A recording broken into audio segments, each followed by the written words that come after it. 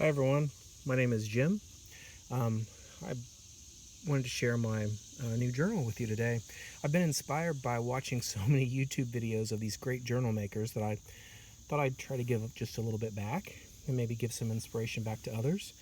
I've been making these journals for a couple years. Usually my journals are traveler's notebook size. This one's a little bit bigger.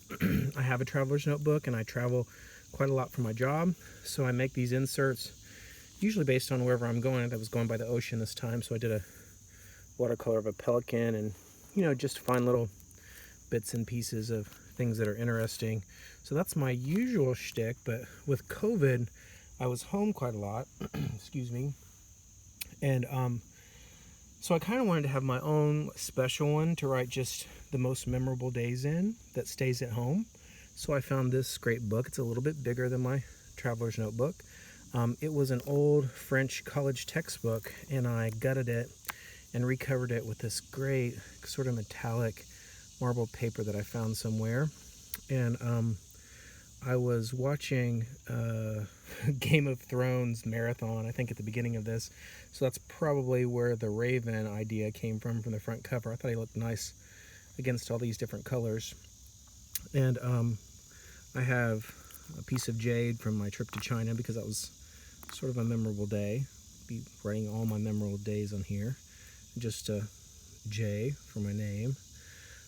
Opening this up so you can see, I found a couple other great marbled papers that I put in here just as backing papers. This is just a ledger, piece of old ledger that I found at a flea market. And then I love this floating pocket. I took actually snippets from the French textbook and glued them on, and then just some these aren't my drawings, these are from a nature book.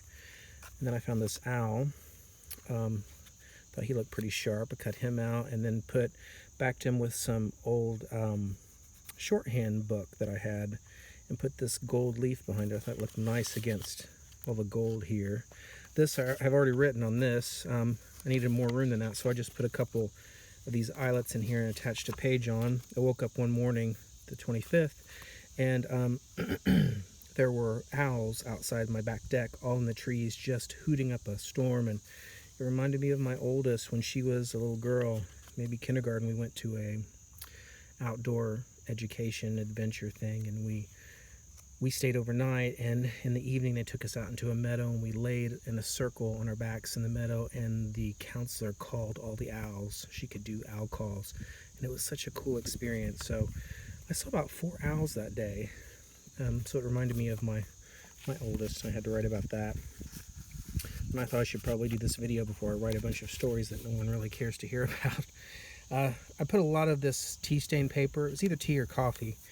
So it's just regular printer paper. And then with this one, I laid leaves on it and then put it in the oven, and the leaves left impressions. So I kind of like that. This is just a watercolor of a hare. I could use a little bit of inktense pencil there. The paper took the watercolor pretty well. I had some offcuts of just different papers, so I lined the edge and put this quote of William Morris's here. I thought this was kind of nice. It took me years to understand that words are often as important as experience, because words make experiences last. And this, I don't think I talked about this, but I love this quote from Jack London: keep a notebook, travel with it, eat with it, sleep with it, slap into it every stray thought that flutters up into your brain. Love that. This is just some handmade paper with some skeleton leaves in it that I made a couple pockets with, and then I took some old watercolor postcards, blank, that I had, and cut them down and then lined them with some tea stain paper, and then just did a couple quick pen and ink sloppy watercolors, kind of like that. This one reminds me a little bit of Cades Cove and Gatlinburg when we would visit in the Great Smoky Mountains. This is an old antique bird book that I did a little stamping on and then sewed it on as a pocket. And then this was the original flyleaf of the book. So see this practice course of French, and had some little snippets of text from the book, and found these peregrine falcons that I cut out, and then put this piece of vellum as a pocket. And then the cool thing about this is the guy that had the book that bought it for school, his name is still in it. I don't know Joel Tibbets. I looked up Windsor College, or Windsor Hall at Stevens College. Stevens College, the only one I could find was an all-women's college. So, and it had been since the beginning, so I'm not sure what Joel was doing there, but obviously he was taking French. Maybe it was another Stevens College. More leaf impressions on this tea stain paper. Just love all the markings. And then some bird feathers and watercolor. Whistle a happy tune. I tried a lot with this book to do like color stories of page layouts. So just like for example, this was a inktense and acrylic of a stork, it looks like, and I like these colors, the orange and the green together, so I tried to mimic that over here with some sari silk and the ladybug that I painted on some music paper. You can see lots of leaf impressions on this. I just found these pictures on the net and printed them off. I love these old library cabinets, and I thought if this was a nature journal that, you know, someone could have these card catalogs with little things they've written and sketches that they've done of, you know, different leaves. Picture of my daughter that I took of her when she was a little girl. Let's see, just watercolor, pen and ink. This mulberry paper, I really liked the feel of it and the look, but it was so flimsy that I had to attach paper to it. So this is Tomo River paper, and I really like it how it takes watercolor. It's kind of nice, and it's super thin, and it doesn't bleed through. Did the same thing here. Did a watercolor of a dragonfly, and my wife got me these cool metallic watercolors for Christmas that I've been playing with those. This is a piece of parchment paper. Just like the texture and the feel and even the sound it makes. A little skeleton leaf encased between some vellum.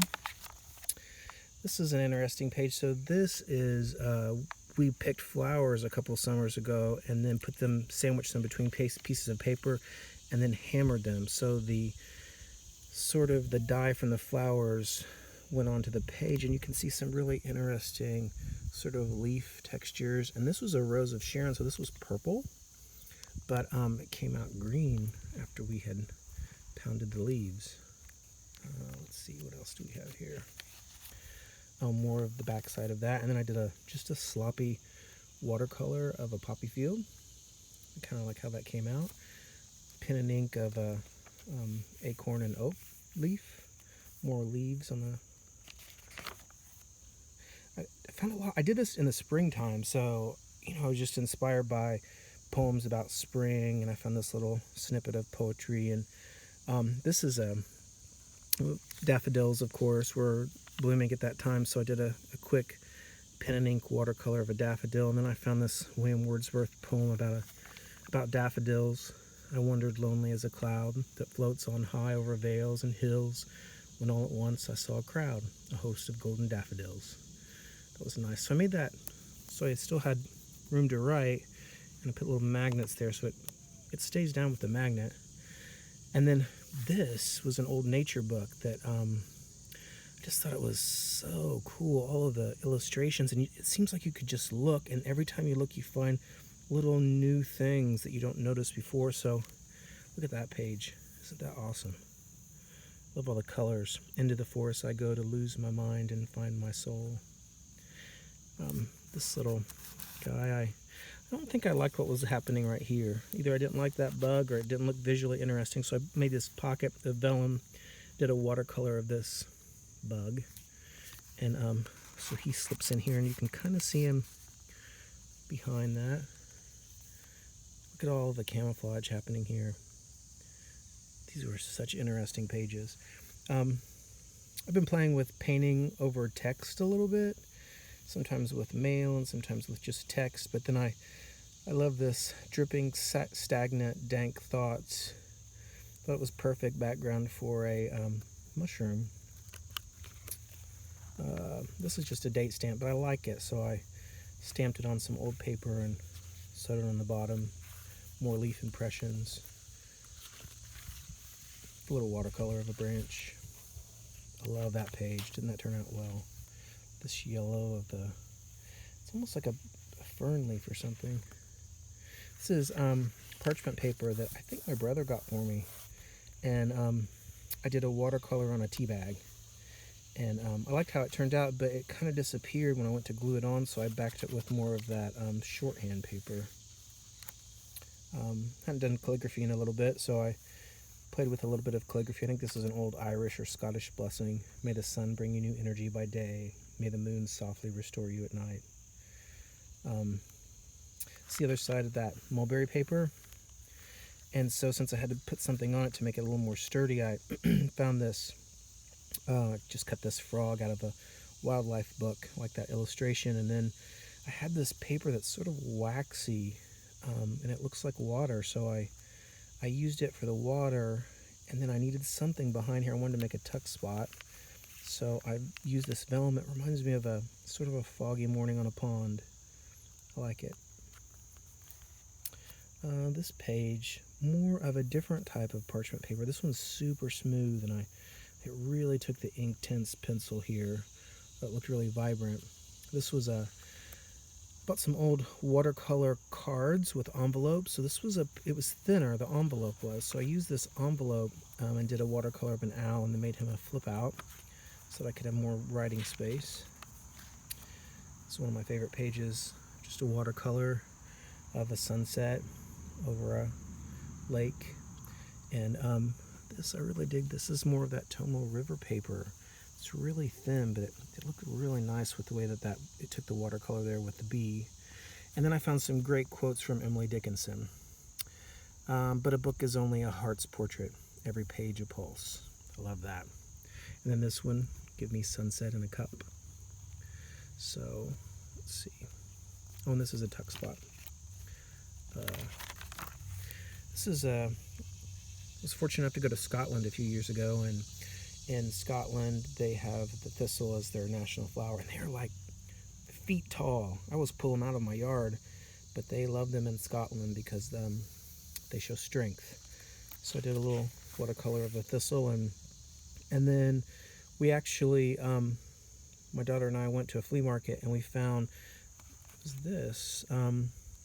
Some thistle embroidered on, I don't know, placemats or something. It was old, and I got them super cheap, so I glued that on there. And then I made this waterfall with different papers. I saw someone do this on the net, and I liked it. So just tea stain paper and some of the Tomo River paper and brown craft paper and black paper.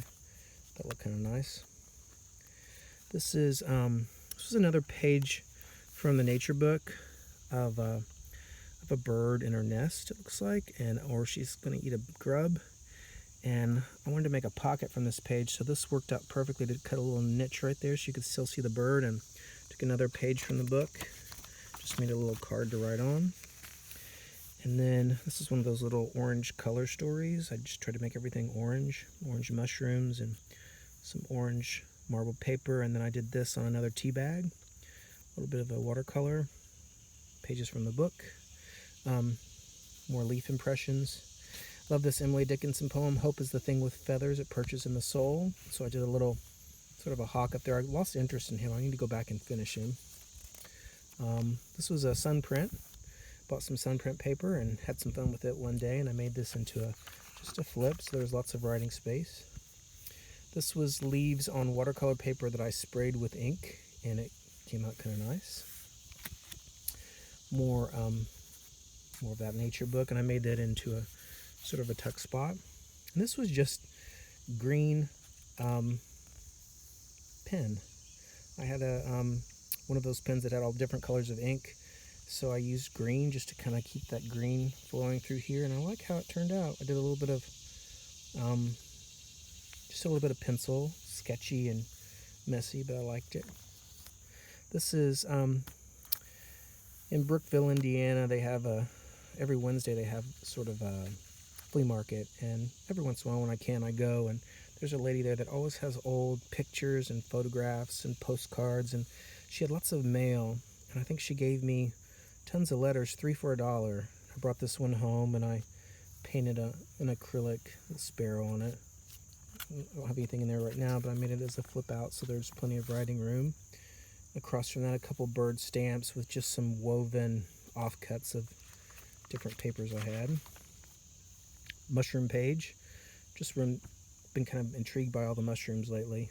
Took an old dictionary definition, some just mushrooms that I cut out of books. This is a page from a nature book. And then right behind it, as a surprise, I did a little drawing of mushrooms. Back this with some tea stain paper. Little pen and ink of a mouse with some watercolor over it. Even the smallest one can change the world. There's hummingbirds flying around. You might hear them. I just heard one buzz by. Let's see. Trees are Earth's way of painting on the sky. Just little collages and different trees. I don't mind how that turned out. I love this picture. I don't usually include like glossy pictures or photographs in my books, but gosh, I looked at that one and you can almost feel the silence. I loved it, so I kept that, and I backed it with, just got a jelly plate. So we were playing with leaves on the jelly plate, my daughters and I, and I kind of like how that turned out. So I backed it for that. And then when I looked at this, I found this quote somewhere: long sparkling aisles of steel-stemmed trees bending to counterfeit a breeze. Love that. We have bats out here. We build fires in the back and sit around the fire, and these 3 little bats every night just circle around, and I'm hoping they eat all of the mosquitoes so there won't be any back here. But this is my little nod to our bats that are our friends in the back. This is on piano roll paper. I bought a couple of rolls of piano paper at a flea market somewhere, and just used colored pencil, black and white colored pencil, and then I made it a pocket, so I can slip things in here, and here's the sort of the label. So it cost 49 cents from the player piano. Jealous, look, it had to be you. So it was fun. It was, I want to say it was from the 40s, but I'm not sure. I'll have to look up and maybe put it on that page. More of the pounded flowers. Quote from Frida Kahlo: I paint flowers so that they do not die. And I painted this, I had this little circular something that I painted a watercolor on, and thought that was clever at first, but now it kind of is irritating. It flops around. I'm not sure if I like it or not. This little duck, I found a picture of him somewhere, and I had to do a watercolor of him because he made me happy. So he was fun, and he looks nice across from this page. It was actually a piece of a folder that I just cut down, and then just for more writing space, and then I sewed it as a pocket, so I had another piece just as more, places to draw or to write. A hard time getting that in there. This is a collage that I usually do things just in 2 colors, but I like the sort of the brown and the cream color, and just neat leaves, and not leaves, feathers and pictures. And I stamped this on a piece of tea stain material, and found this great poem by W.H. Davies: what is life if full of care we have no time to stand and stare. And that was kind of my life, and COVID made me stop and notice things like the sounds in the background here, and flowers in my yard, and I just kind of like it. I carved this stamp from some linoleum block, and then did a little bit of stitching on it, and then left the tails almost like roots. This is, I had this a water-soluble graphite that I had never used before, so I did a little landscape. I'm not much of a landscape artist for sure, but I used this water-soluble graphite and a little bit of white paint just to give a different texture to it. I'm not sure if I like it or not. It's hard to get any value in that one color, but I'm learning. Just some inked paper, stamp. Let us live like flowers, wild and beautiful and drenched in the sun. So I dig this. This is a, I had seen online where people were doing pictures of beetles, and they make the carapace on the back from maps. So I found a picture of a beetle that I really liked, and I did a watercolor of it, and then cut out that shape out of a map that I had, and used a little bit of that metallic watercolor. Kind of like how that turned out. Backed it on some marbled paper. Love this little collage. This is no artwork of mine at all, just some ink paper and different papers that I had, a little bit of material and the Blue Jay. And then I have this another picture I found in an art book. It's either a Monet or a Degas, but I thought it looked nice with all the blue. And I backed it again with some more of that jelly prints that were nature. Other side of this, I have a watercolor that I did of some koi fish. I'm going to do something, maybe a lily pad here as a pocket or something. I'm not quite sure. Another of those pages where I tried some color story. I wanted the whole spread to be red, so I took some paper and laid some ferns on it and then sprayed with red ink in it. It was a little jacked up. I didn't really love it, so I took some Tomo River paper and did a couple really quick pen and ink sketches and sloppy watercolor over it of a cardinal and some poppies, and I sort of like how it turned out now. My daughter, my oldest, who's 24, she is learning to do embroidery from her roommate, so she sent me this to put in my book, and I thought it looked so cool with this yellow mulberry paper behind it. I even saved the letter that she sent me and the envelope. I put some red-winged blackbirds on there because when she was little at the outdoor ed experience, she learned the names of plants and birds, and I remember driving through the country one day and she screamed, "Dad, there's a red-winged blackbird." So I took the letter that she wrote and made some red-winged blackbirds on it, and I saved the envelope with her address. And then I did this page. This was some watercolor paper that an elementary art teacher was doing eco dyes with her classes, and this one was, she didn't like it, or the kid didn't like it, and she gave it to me. I work in schools, so I kept it for my journals, and then you can see some of the impressions of flowers and leaves. So what I did was I covered it with some things, different textures, and then drew the leaf up into it and took a piece of paper canvas and did an acrylic of a moth, and then it flips out for more writing space. Just a quick messy watercolor of a bird with different color foliage in the background, and this is that would look so nice with that leaf there, but it's sort of getting in my way. This is a bluebird that I cut out and some old pillows that I was getting ready to throw away, so I just made a little collage. And then I found this book on James Whitcomb Riley, who's an Indiana poet, and it was his description of the first bluebird of spring. Kind of liked it. I got this in Venice, California, not Venice, Ventura, California. I was working with the school there, and the art teacher told me to visit this little town, and it was super quaint seaside town that had an old used bookstore. So I went in looking for paper for my journals, and I found this framed embroidery piece for $5. So I took it out of the frame and left it with the guy, and I carried it. It was going to go in my notebook from California, but it was too wide, so I saved it, and it was perfect fit for this book right here. Another page from the nature book that I liked with the moth, and then some great handmade paper that I bought somewhere with a stamp on it. And then I like this quote: "I withdraw from people and places from time to time." It's sort of me. I'm an intrapersonal person. This is a yellow page. I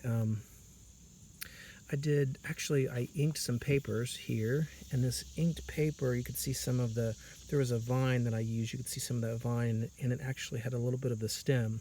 So I took that stem and painted it, actually for the bird to stand on, and I used some text. And then I had some dried honeysuckle from my yard, so I glued the honeysuckle on, almost as flowers from the tree. I like how it turned out.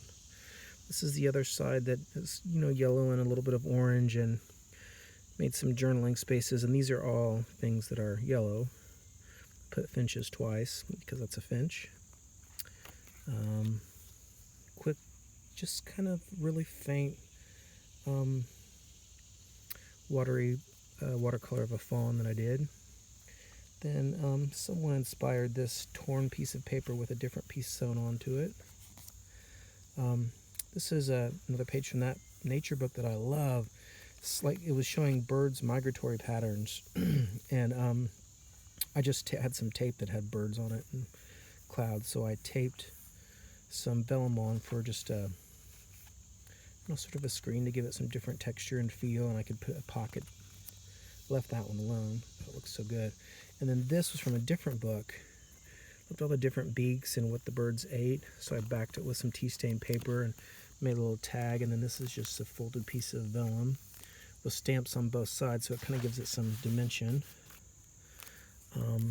This isn't super naturey, but I thought, what if I was walking in the woods and I came upon this big oak door in this wall, almost like a secret garden? Wouldn't that be interesting?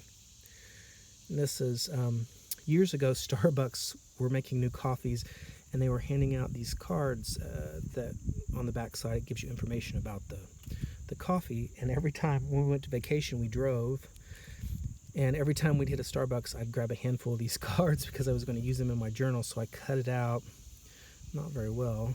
I cut it out and made a window, and then took a piece of tea stain paper and just did a little watercolor of a Luna moth, and more of that flower paper that I pounded to get some of the color in. I made this envelope. There's a vellum little insert in it. Made a little band there for it to slip under, and then it's also a pocket. So at the top there is just a tag I made with some moths I thought were kind of interesting looking. Let's see. Oh, look at him. I love this page. I thought he was so spectacular. I didn't really want to do anything. There's a couple spots here that I could make some paper, but I hate to even... He's sort of majestic. Check him out. This was some tissue paper that it was too flimsy to make a page on its own, so I sewed it to this paper, and then I hand carved this stamp of a tree. And then this was a poetry book with the moon impaled on a tall lone pine. I like that. And these are all different types of pine and different types of trees. This is just a quick watercolor in the form of a leaf. Learning how to watercolor. Hummingbird. We have lots of hummingbirds out here, so I did a little hummingbird sketch with just some sloppy watercolor. Moths that I cut out of a book, and just different snippets of paper that I had extra and then sewed it up there. More marble paper. I just made a pocket. This is one of my favorite pieces. This is my daughter's pointillism study for art class. Neither one of my girls would take very many art classes. My oldest was a jock, and they're both artsy. So this is my youngest daughter, Lauren, and she's a really great photographer. Has an eye like I can't even imagine having, so she takes great photographs, but in order to get into photography, I think she had to take some art classes, and she's deciding she likes it. She actually threw this away. She would not be happy if she knew that I was putting this on the video. I dug it out of the trash so I could put a piece of my youngest daughter's artwork in here. Another page of that bird book. This is my green color story collage there. It has a wax seal and just different pages from books, inked vellum paper and tracing paper and green stamp. It's probably one of my favorite pages. Did a watercolor of a fox with just some white acrylic, and then I had some orange mulberry paper. It looks really nice just as a background to cut out some poppies and some mushrooms that sort of fit. I like this idea of watercoloring on part of the page and then collaging on part and still having room to write. This was actually, it's on handmade paper, and it was a gift for someone. It was going to be in a journal. Our team were planning on going to Africa to work with the school, and so I made journals for everyone, and this is a bird from Africa. And the trip fell through, so I still had this, and so I decided to put it in here, and I made it into a pocket. But if you look closely on the headdress, I did some like copper thread. I really don't know what I'm doing with the whole sewing machine. I can barely thread the sewing machine, but I like the texture that it gives. And I made it into a pocket, And then I just had this another piece of that old mail. I like the stamps kind of echo the color in the bird's face. And then since there's a lot of gold in here, I put the gold tissue behind it. And then this is another piece of the honeysuckle in my backyard that we had dried, and it sort of echoes that color again. And the last page is just a page from, actually it is music paper, and then a page from a bird book that I made into a little pocket. Put some watercolor paper in there in case I want to do a watercolor, and kept meaning to do something with this, but I just have a page of the bird book in there for now. Maybe I'll fill that with something else. And the last page is just a pocket on the back cover with a little tag that I made. So that is my art journal, junk journal. I don't really know what to call this. I hope you enjoyed this, and I hope it inspires you to do some creative work of your own. Have a great day.